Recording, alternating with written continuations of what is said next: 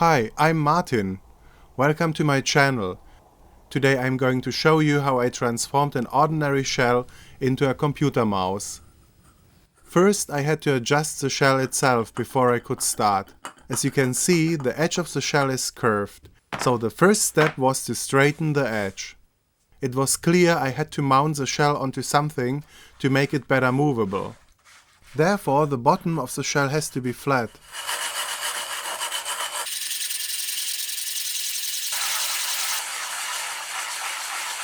Okay, now it's flat as a pancake. I took the measurements from the Microsoft mouse you will later see in the video. That was difficult because the shell has a completely different slope. In the end, it was a matter of guesswork.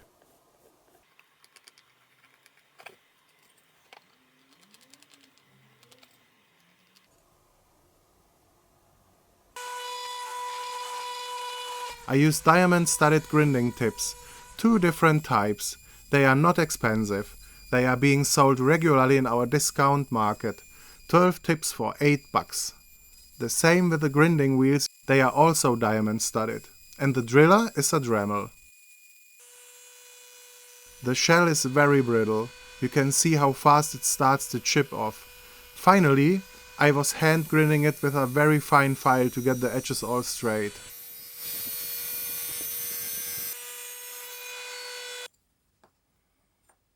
Before making my own videos on YouTube, I enjoyed other YouTube videos a lot and often asked myself what materials did the craftsman use. That's why I'm putting this information also into this video. Here, for example, I often use 2-component glue based on epoxy resin. The glue is waterproof and solvent resistant. It also has better initial and final adhesion. You just have to work carefully. Otherwise the work becomes a mess, and sticky hands can ruin everything, as you definitely know. By the way, the plastic strips coming from a shopping bag. In their former life, they were simply part of the bottom of the bag. The white stuff is sealant. It's a hybrid polymer. It has even better initial adhesion than the 2K glue. What I didn't know first when buying this stuff, hybrid polymer glue uses the moisture in the air to harden. The more humid it is, the faster it dries. And I can tell you it sticks when hardened pretty well. The mouse I finally chose was chosen completely coincidental. I was searching for a cheap mouse on my local second-hand market, and this one was the first to pop up for only $2.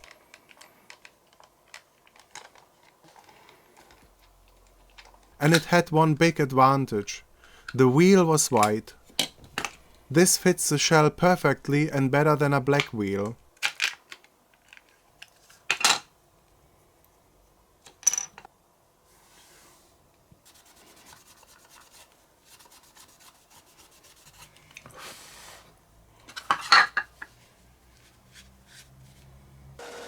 The only thing I was fighting with was the outer shape of the mouse. It was difficult to saw a rectangle into this organic shape.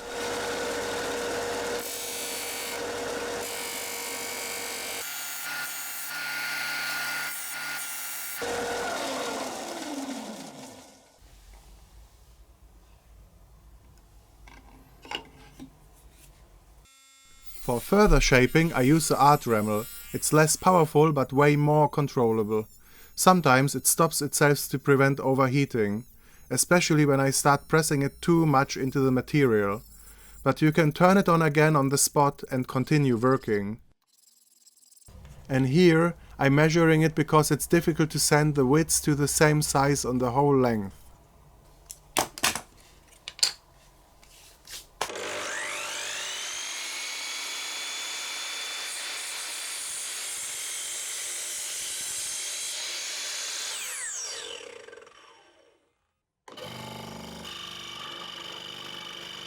I'm making my base plate, which will hold the shell out of multiplex.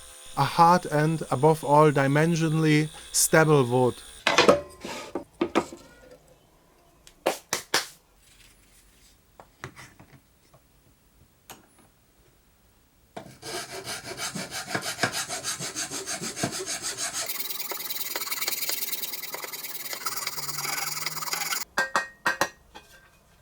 This tin lid is going to be my mounting device to hold the plastic mouse button in place. First I try to use a part of the side walls of the mouse. You can see it when looking closely at the part of the video how I leave 2 stripes and later grind them off. This was because one of the stripes broke off while shaping them. Now I reproduce them in metal.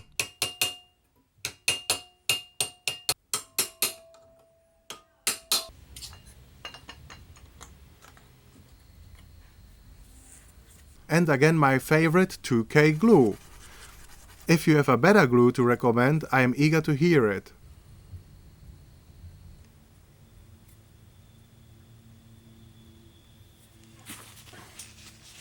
A wooden computer mouse also needs a neat cable channel.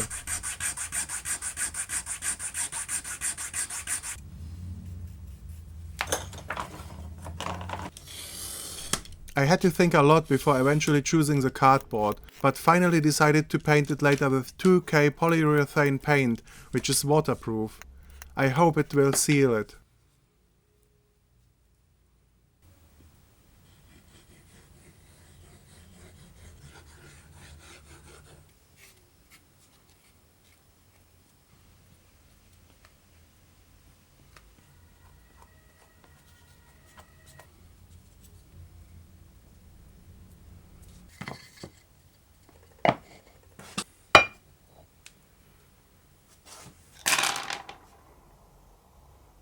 The best solution was to use this pencil eraser to strike the clicking position underneath the button.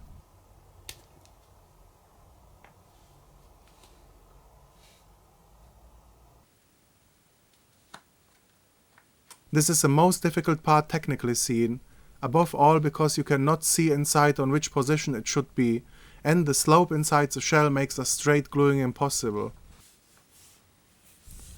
I first glued it on with a water-based glue just to find the right position and later used my favorite 2K glue.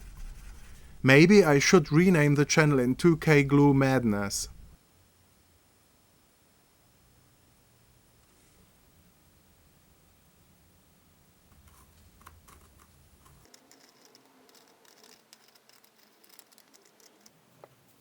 Here I am cutting the outer shape. By the way, I use a Proxxon scroll saw.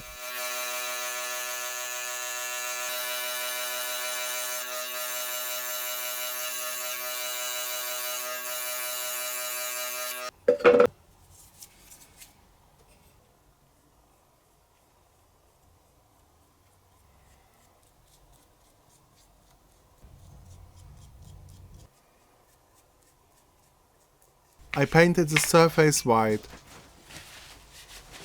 For the underside, I used a water-resistant black marker. The color should soak into the wood rather than stay on the surface like the white paint. The black color is supposed to become part of the wood.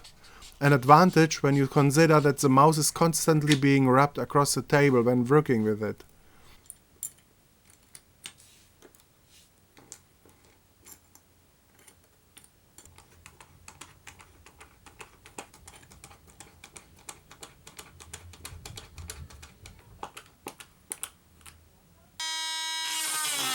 Since I can't simply screw the shell to the wood because it's brittle, I had to come up with something different. I think I had a good idea. I used the sealant again, and this time I colored it with white pigment. As soon as the sealant has hardened, I can screw the screws in tightly.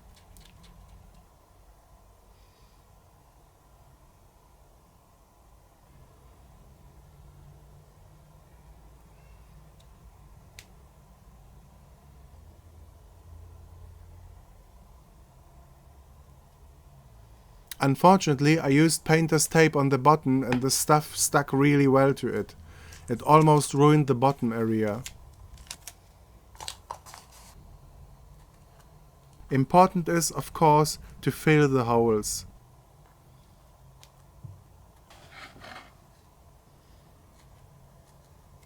This stuff is a sticky mess. If you like chocolate spread, this is exactly the same consistency, unless this time you do not put it on the bread but underneath.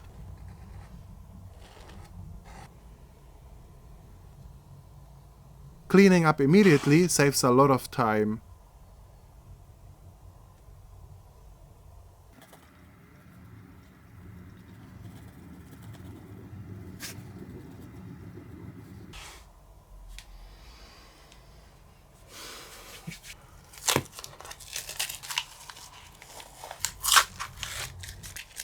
And this is the part where I fight the painter's tape.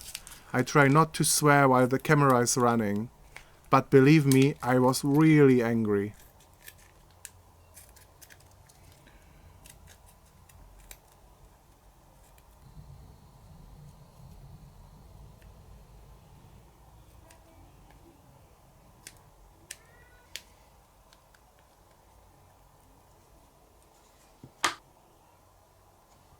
Finally, I'm assembling the different parts together and hoping everything fits.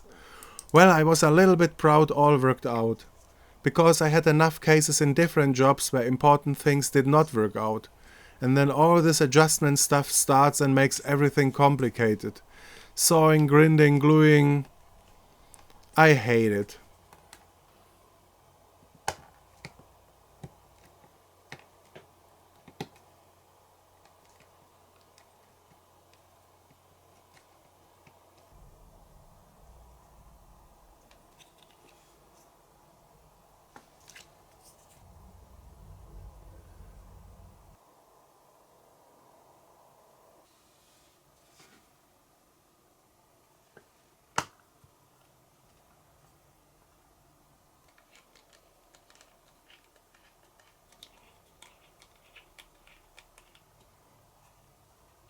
This is a mouse compared to my hand. It works of course like any other mouse, as I haven't changed the way the mouse works. And actually this is the most cool thing, I think. It starts to glow in the evening because of the red diode inside. I really like it. It's like a living object when working with it. Well, that's it. Thank you for watching.